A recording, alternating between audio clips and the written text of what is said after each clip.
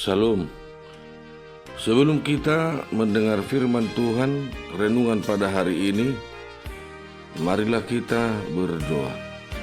Sinar terang dari surga, dari Allah yang Maha Tinggi, datang dan sinarilah. Beri damai di hati kami untuk mendengar firman Tuhan, sumber hidup yang sejati. Di dalam Yesus Kristus kami berdoa dan mengucap syukur. Amin. Saudara terkasih, firman Tuhan yang menjadi renungan pada hari ini, Jumat 11 April 2025, yaitu dari kitab Efesus pasal yang keempat ayat 26. Demikianlah perkataan Tuhan. Apabila kamu menjadi marah, janganlah kamu berbuat dosa.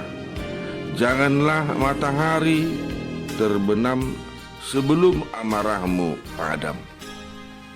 Demikianlah perkataan Tuhan. Saudara yang terkasih, secara psikologis, marah adalah ekspresi ataupun luapan emosi seseorang yang disebabkan oleh ketidaksesuaian dengan apa yang dia harapkan dari orang lain.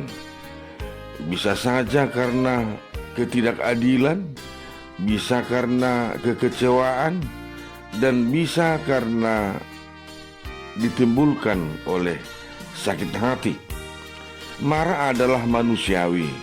Marah juga boleh. Justru memarahi seseorang itu perlu ketika dia berbuat kesalahan atau melanggar aturan ataupun kesepakatan, apalagi tentang larangan firman Tuhan.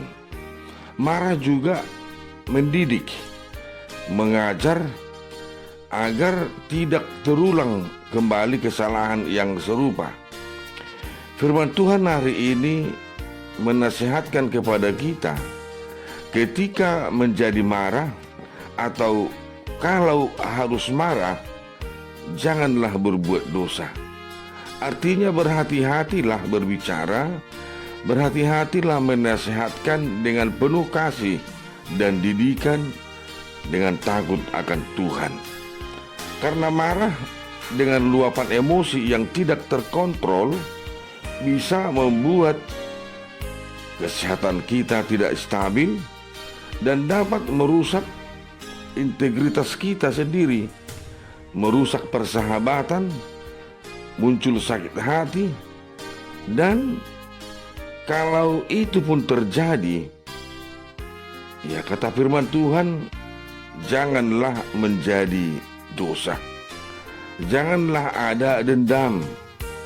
Jangan dalam peluapan ataupun di dalam persahabatan kita, karena itu bisa membuat persahabatan menjadi kacau balau, bisa menimbulkan kejahatan juga dan merusak persahabatan di antara sesama kita. Untuk itu saudara yang terkasih, jangan sampai matahari terbenam, amarahmu padam. Maksudnya, akhirilah dengan damai. Tidak ada konflik dan permasalahan yang berkepanjangan. Karena hal demikian adalah perilaku manusia lama yang mesti dijauhkan. Karena hal itu memberi kesempatan kepada iblis yang merusak persahabatan kita, bukan saja terhadap sesama kita, tetapi juga terhadap persahabatan kita kepada Tuhan yang mengasihi kita.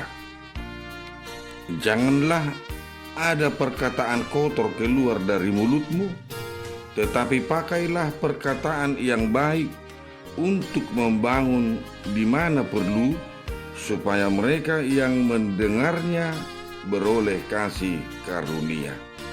Efesus pasal 4 ayat 29. Amin.